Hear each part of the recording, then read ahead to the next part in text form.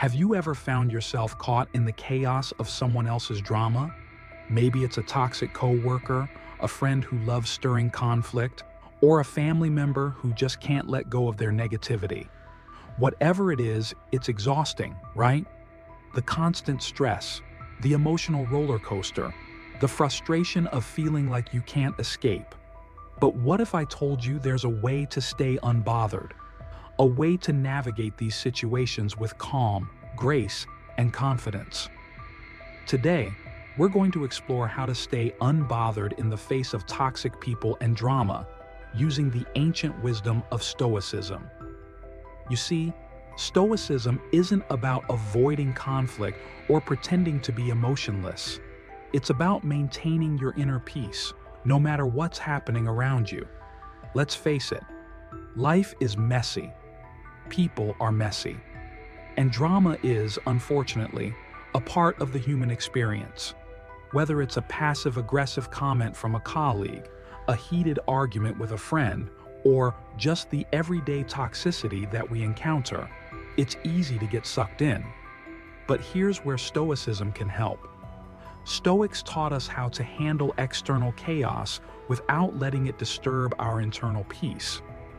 One of the key principles of Stoicism is recognizing that we can't control what other people do or say, but we can control how we respond. It's not the actions of toxic people that upset us, it's how we perceive those actions.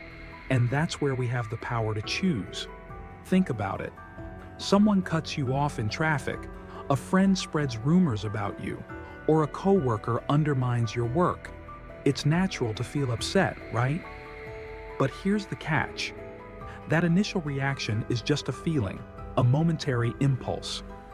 Stoics like Marcus Aurelius and Seneca knew that in moments like these, the pause is where the power lies. Before you react, pause, breathe. Ask yourself, what is within my control here, and what is not? The Stoic approach teaches us that we can't control other people's behavior, but we can control our response. This simple awareness can help us regain control of the situation, and more importantly, our own peace of mind. One of the first things Stoics understood is that our emotional responses don't come from external events themselves, but from the meaning we attach to them. For example, if someone insults you, you can choose how to interpret that insult. Does it define you? Does it say something about your worth? Or is it just another reflection of the other person's struggle?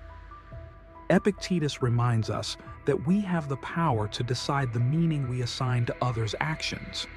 And here's the truth, we don't have to take things personally. A toxic person's negativity says more about them than it does about you. Their behavior is about their state of mind, not yours. Now, let's talk about how to handle drama. The drama that seems to follow certain people like a shadow. The gossip, the petty arguments, the endless emotional games. It's draining, isn't it? But Stoicism offers a powerful antidote: detachment.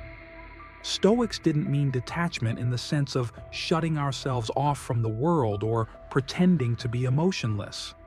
No, they meant detaching from the drama itself.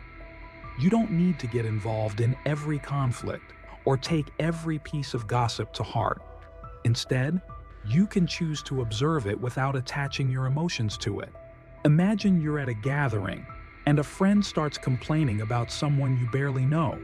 You could dive in, join the drama, take sides, or you could simply listen, nod, and remain detached.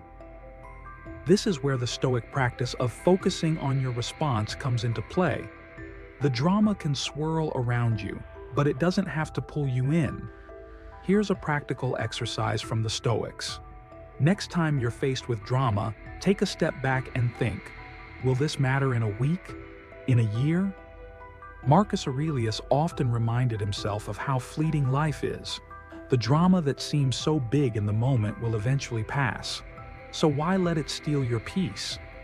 This is the essence of Stoic resilience. You see obstacles, you see drama, and you recognize it as an opportunity to practice emotional control, to remain unshaken, and to grow stronger. Every toxic person, every bit of drama, is a chance to exercise your power of choice, to decide, will I react or will I remain calm and composed? Another practice from the Stoics is reflection. At the end of each day, Marcus Aurelius would reflect on his actions, asking himself where he responded with wisdom and where he might have been swept away by his emotions. This practice of journaling helps us learn from each situation so we can be better prepared next time. By reflecting on our actions and responses, we strengthen our ability to remain unbothered in the future. We start to see that the best way to handle toxic people and drama isn't by confronting them or sinking to their level. It's by staying true to our own values and not allowing their negativity to influence our mood or actions. So, how do we stay unbothered in the face of toxic people and drama? It's not about being cold or indifferent. It's about understanding that we can't control others, but we can control how we respond. We can choose to detach from the drama, to reflect on our actions, and to rise above it. We have the power to maintain our inner peace, no matter what's happening around us.